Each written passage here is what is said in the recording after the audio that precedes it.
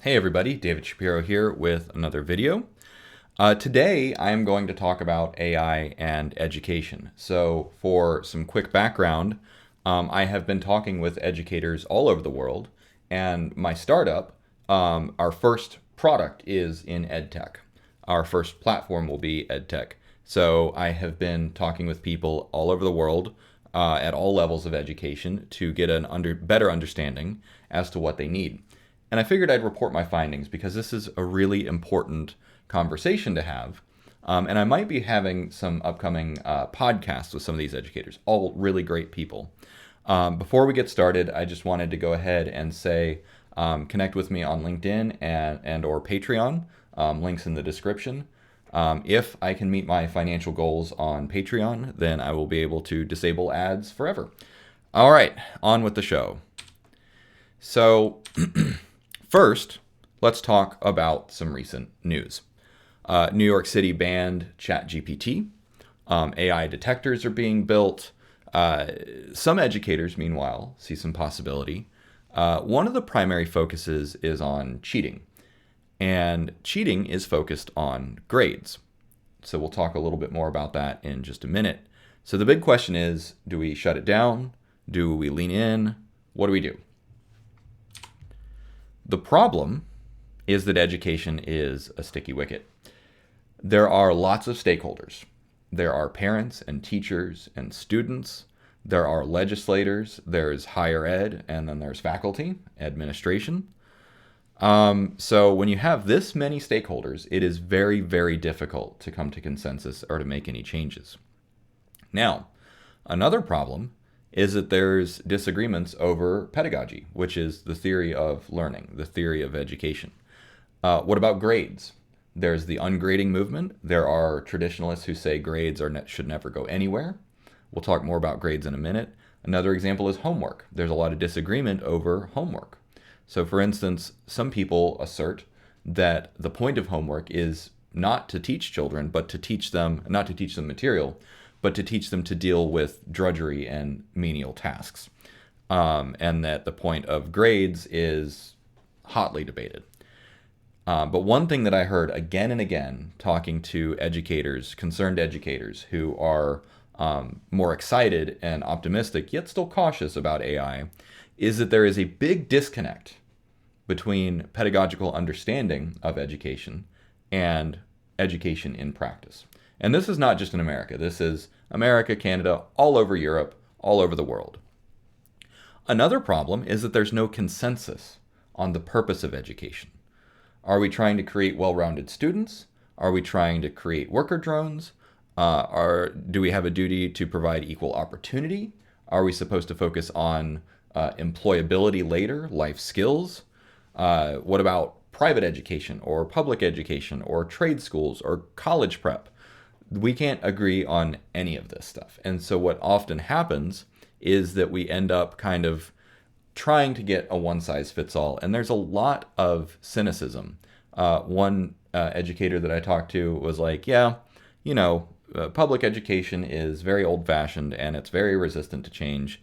And others some parents in particular are just ready to give up on public education. They're like, whatever. It's all technology is changing so fast. There is not a snowball's chance in heck of public schools keeping up or catching up. So all of this combined with the fact that it's very emotional. School is very important. Many of us have good memories or bad memories of school. As a gifted neurospicy kid, I had a bad experience in school.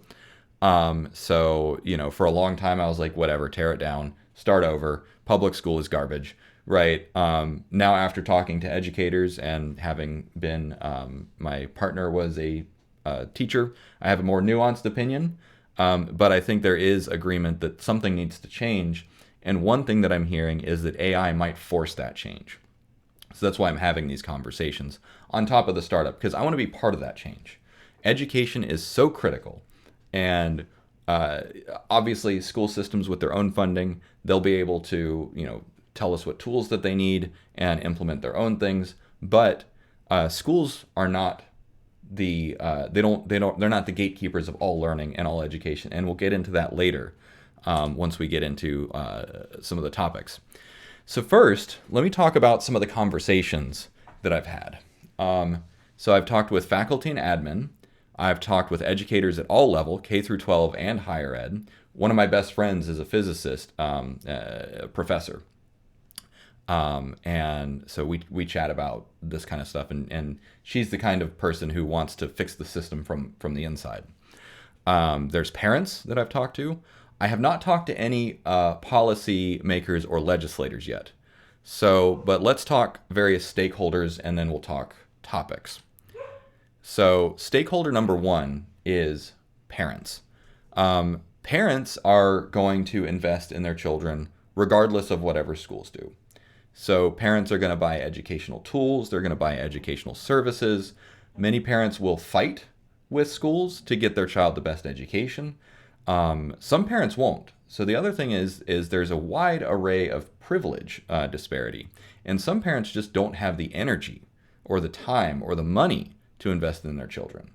And so on the one hand, where you have helicopter parents or overly involved parents or conscientiously involved parents, and on the other hand, you have uninvolved parents, right? And every teacher will say, you know, the dream scenario is where you've got conscientious, responsive parents who are oriented and understand what their children needs, and they listen to teachers. That's the best, but that's also very rare. More often than not, you have parents that are lost, that they don't know how to help. They might have their own, some parents can be very difficult to work with, or they might be uninvolved. And so there's kind of a bell curve in terms of parents that are involved versus uninvolved, overly involved, overly emotional, that sort of thing. But that being said, parents are parents, right? Parents must be part of the conversation about how AI is going to change education and learning. And so one of the opportunities that we have as AI tool makers, whether it's private industry or partnering with public institutions, is we can create tools for parents. And I don't mean just marketing, you know, the next education toy like, you know, Leapfrog or whatever. But we can partner with them to empower parents even more so that they can help their student or their children. And one way that we can do that is affordability. So one thing that I've heard again and again is that things like private schools are too expensive. Tutors are too expensive. There are plenty of parents who would invest in these kinds of things for their children. I know my parents absolutely would have. They knew that I was miserable. They knew that I was bored in public school, but they couldn't afford to give me the stimulation that I needed. So one of the key things that we can do is talk with more parents to figure out what it is that they want to give to their children. And, you know, so that could range from, you know, AI tutors, homeschooling aids, that sort of thing. There's also a lot of talk of maybe it's time to reevaluate the school system and provide more options. So I went to Montessori school for pre-K, and then when I went to public schools, I was miserable. Pre-K doesn't feel like learning, and we'll get more into pedagogical theories in a little bit. Sorry, I didn't mean pre-K, Montessori school. And so there's talk around learner-centric models, and so if we can make learning more engaging, because you know children want to play, they want to have fun, and we'll talk about that in a minute. But point being is parents need to be front and center for this conversation. Stakeholder number 2, teachers. So one of the first people that I talked to about this is he said, I'll never forget this. It was great. It was very good natured. It was not, I didn't take it as an insult. He said, you tech guys, you think you can just come in here with your tech solutions and solve problems without ever having talked to a teacher. He said, look, if you don't get the teachers involved, you're not going anywhere. So stakeholder number 2, teachers. And the thing is teachers have a very unique perspective on what it is that they need and what the purpose of education is. So teachers absolutely need to be part of the conversation in terms of tools that they need. But also, there's a lot of nuance that I've discovered. And so, for instance, you know, teachers will complain about large class size, but there's a lot of knock-on or downstream effects from having large class sizes. So, for instance, teachers that are stretched too thin, they can't provide students the adequate feedback or coaching that they need. All they can do is provide grades as required by their school district or their school system. And so one thing that another educator told me was that grades are one of the few levers of influence that teachers have left. They can give a student a grade in order to provide feedback, and that marks something down in the system, and it's like this student is in trouble. And there's disciplinary things like if you skip too many days, you get failed or whatever. And we'll talk a little bit more about that reward and punishment system in a minute. But the key thing, the absolute most important thing, is that whatever we do with AI, we need to empower teachers with AI. And so one of the educators that I spoke to, her mission is to have these conversations with teachers so that they are aware of this. Because the initial reaction is often fear. And the fear is based in the fact that teachers don't even know what AI is capable of, or how it works, or how to use it. So we need to involve teachers, if for no other reason, just to inform them as to how these AI tools work and what the possibilities are. But furthermore, teachers are the ones who interact with our children and students in education. And obviously, for higher ed, those are adult learners, and they are a stakeholder. We'll get to them in just a second. Stakeholder number 3 is children. So the whole point of education, right, is children, is teaching the next generation. And so one thing that was pointed out is that kids are going to learn with or without school. They're going to learn from each other. They're going to learn on YouTube. They're going to learn on TikTok. They're going to learn on their video games. My nephew plays so much Roblox and Minecraft and everything else, and he's learning so much in these games, but it's kind of not structured, but it is a way for him to enjoy time with his friends, and he gets unique challenges, and they play strategic games together, construction games, all kinds of stuff. So children are all kind of stuck in this gaming mindset. And multiple educators explain this to me, is that the current game, where the goal is to get, and I say game very deliberately, education today is a game because of the reward punishment mentality. So the game is to get maximum grades with minimum effort. So especially children with more privilege, what they do is they just look up how to min-max their grades on YouTube or the internet, other internet resources. And so then that further disempowers underprivileged kids who either don't have access to those resources or don't know how to get those resources, and they end up kind of checking out. And so we have this wider and wider gap between privileged and underprivileged kids, because the privileged kids, they can get whatever resources they need on the internet. They're very savvy. There was one person who was telling me about how, like, his kid was like, "Hey Dad, tell me, or I can tell you when the best time to use ChatGPT is, because we figured out, we being like all the 10-year-olds or however old they are, they figured out the best time to use ChatGPT when demand is low." Right? That's how fast kids are. They're plugged into the internet all the time, and so with an adversarial mindset, it becomes an arms race between tech-savvy, digital native children and very slow, tech skeptical school systems. And so that disconnect is widening. And, the game has to be, the rules of the game have to be recalibrated to, one, square with the technological reality today, but also, two, the pedagogical reality of how children actually learn. But that also forces us to ask the question, what is the point of education? And that is a big, big question that I am not qualified to talk about. But there are plenty of educators who are, and those are the ones that I'm talking to. Okay, so stakeholder number 4 is adult students. So these are continuing ed and higher ed students.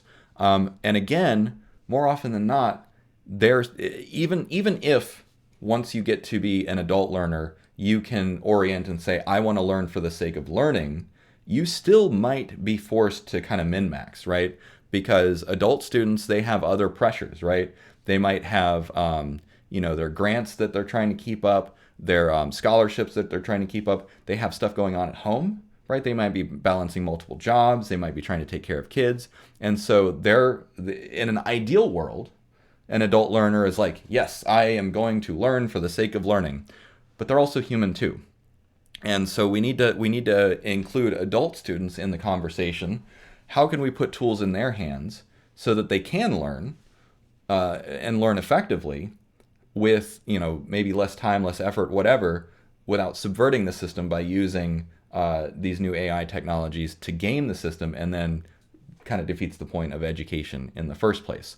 So stakeholder number 4 is got to be adult students, which is community college, university, etc., all higher ed. Stakeholder number 5 is administration. This includes principals, superintendents, other admin staff, regional support folks, and everyone in the administration that I've talked to is deeply, deeply passionate about overhauling education. And one of the themes that kept coming up again and again was learner-centric or student voices, student choices. And we'll talk more about that in a minute once we get to the topics. But they all want to revitalize and overhaul education, and they all understand how difficult it can be.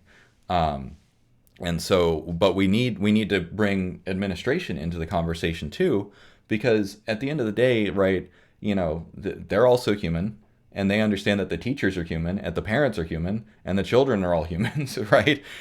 Everyone in this is human. And so some of the things that they're concerned about are social justice, equity, and representation. And I already did mention that asymmetric access to technology being a major, major concern. And so one of the key takeaways here is that AI has the potential to level access to those powerful tools, and to also make education a little bit more egalitarian. And the reason for that is because tools like ChatGPT are very cheap to use. And so there is an opportunity here to really, really level up education, but we need to come away from that adversarial mindset of, oh, well, we got to defeat cheating. It's like, no, let's look at how we can use AI to accelerate learning, to make it better, and to augment all the abilities, parents, admin, teachers, everybody. Okay. So those are the kinds of people that I've been talking to and talking about, is all the stakeholders. So what are the key topics? What are the key takeaways? So first is grading. There is a lot of heartburn over questions about okay, well, if AI can write papers that are indistinguishable from humans, how do we even grade it? What is even the point of grading? And so the question, to grade or not to grade, the answer is we do need grading, but we also need more feedback and coaching. More on that in a second. Then we're also going to talk about student voice and student choice, or choice theory and intrinsic motivation. And then these other topics are all kind of woven into these main topics. Okay, so to grade or not to grade. The ungrading movement is super excited about technologies like ChatGPT. However, after talking to enough educators, I realized that yes, there is some energy to do away with grading as it is. And the reason is because grading is often misused or used incorrectly, where it's used more as a punishment or a reward rather than as a signal to provide feedback. And that goes back to the fact that teachers are overstressed, so they don't have the time and energy to provide appropriate feedback and coaching. All they can do is provide a grade, and then it's kind of up to the students to figure it out on their own. Now, that being said, grading does have its place, because one instance that I mentioned earlier is that teachers need to have some kind of lever of influence, some kind of way to generate a signal saying this student needs more help. Another reason is that grades can be rewarding for top students. The top 10%, the top 25% of students, they like having good grades. You don't want to take that away from them. For them, getting a good grade is adequate motivation, right? So you don't want to deprive them of something that they can feel proud of, right? Because pride is a really important motivation for some students. Grading is really important, but a numerical grade by itself in a vacuum is not helpful. And so grades must be paired with appropriate feedback, meaningful coaching, and that sort of thing. And we also need to switch away from a reward punishment mentality in some cases. Some students, again, they love the reward of getting good grades and getting the accolades and getting on the dean's list and whatever. That's fine. But for other students, the punishment just brings shame and guilt and fear, right? When I was in school, I have a story where Carlos, I was in third or fourth grade. A buddy of mine, Carlos, we were good friends, and I was like an A/B student, and he got a D one day, and he felt a lot of shame and guilt because I was his buddy and I got good grades and he got a D. And this is like an 8-year-old, and he's crying in class because he got a D and he feels nothing but shame. And then there's nothing else to help him. There was no other coaching, probably not support at home. So what is an 8-year-old supposed to do with being judged and found wanting like that? That doesn't help. So we need to, for some students, we need to step away from using grades as a cudgel for punishment. And more on that in a moment. Choice theory. So this came up every single conversation I had. This resonated, although people call it different things. So there's choice theory, there's student choice, student voice, and then what I call it is intrinsic motivation. So intrinsic motivation is more of a neuroscience term, right? So whenever I talked about intrinsic motivation, everyone kind of perked up. And there's a few different ways that intrinsic motivation can be utilized. So for instance, the current method is based on the theory of that behavior is external, it is environmental, and so therefore the current education system is based around rewards and punishments. External locus of control. If the student isn't doing what you want them to, you punish them. If the student is doing what you want them to, you reward them. So that's one extreme. The other extreme is that the belief that behavior is all internal, that is all based on intrinsic motivations and internal decisions, which has to do with fun, connection, love, mastery, curiosity, sense of belonging, engagement, that sort of thing. Obviously, it's not all one or the other. It's a combination, and it varies from student to student. So what we need to do is there is a lot of energy to add more intrinsic motivation into our pedagogical theory and our approach to education.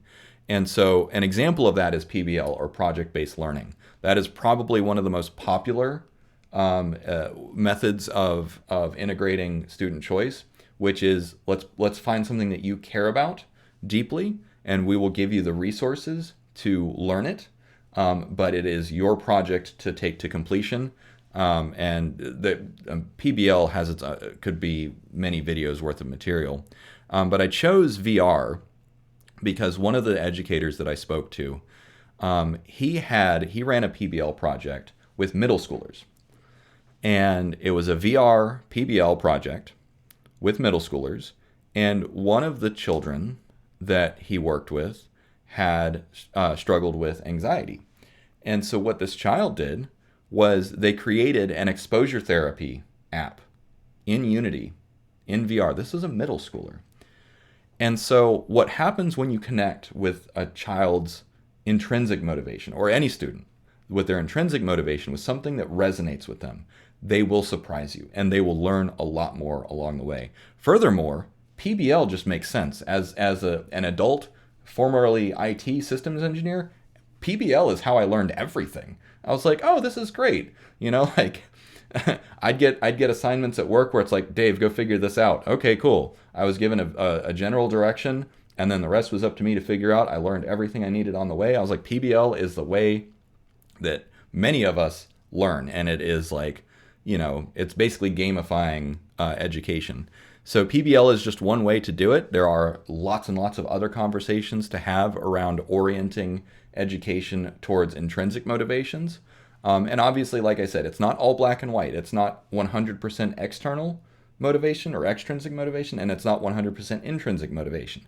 But we can add more pedagogical options and levers, because some students are going to have plenty of their own motivation, right? Some students, like if for me, I was incredibly curious. I went to a house party with a PhD friend of mine, and I was just like talking to every other. I talked to an ornithologist about like crows and their sleep cycles and stuff, and she was like, "How do you know so much about crows?" I was like, "I'm just curious." Like my own curiosity would have been enough to carry me through school. I had that level of intrinsic motivation, but our school system doesn't reward that. It focuses on we want to see explicit behaviors, and the current school system is based on, in large part, producing industrial workers who can put up with tedium. So yeah, I said that. That was not just my idea. I had other educators basically tell me the same thing, that like, yes, the current school system is based on industrial revolution models and other problematic ideas that are no longer true and no longer helpful. So intrinsic motivation and choice theory, those are really big conversations to have. And how do we fit AI into that? I have no idea. I just know that this is resonating. I'm just reporting back what I found. So another thing that is really big is learner-centric education models. And so the way that one educator explained this to me is that when you approach a student and you say, I want to do something for you, not I want to inflict something on you, right?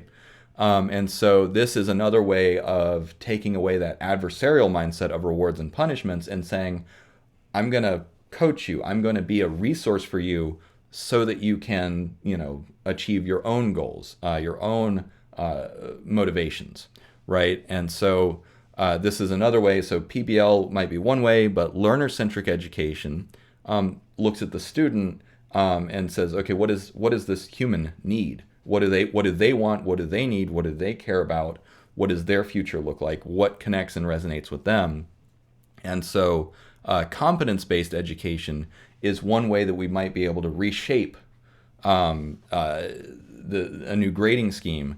And so with this, you focus on student competencies rather than grading particular performance or their ability to recall and rote memorization of chemistry ions or whatever, right? Because these abilities, conceptual understanding, critical thinking, curation, communication, and creativity, in the long run are far more valuable, and they are universally valuable.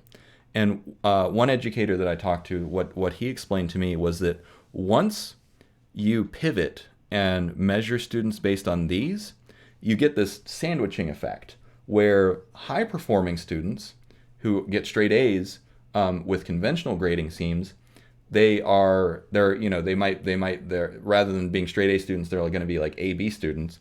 But conversely, failing students are often way smarter than their grades would indicate, and that's because they're being measured incorrectly. So this is one way of looking at this. I'm not going to say it would be an oversimplification to say it's just a measurement problem, but it is partly a measurement problem. Again, grades have their place, but we need to make sure we're measuring the correct KPI, key performance indicators. And so rather than measuring on a math exam or rather than measuring on your ability to memorize ionic bonds in chemistry, let's focus on more competence-based models. And there are, of course, plenty of other learner-centric models. Okay, so that is the result of about 10 different conversations that I've had over the last week with educators all over the world and at all different levels. So thank you to those that have talked to me, and thank you for everyone who has watched. AI has a lot of potential here, and let's see if we can make things better. I'll leave you with one final thought from one educator, which was, how did they say it? They said, just because things are a certain way today doesn't mean they have to always be that way. Let's imagine how they can be better. So thank you. Have a good one.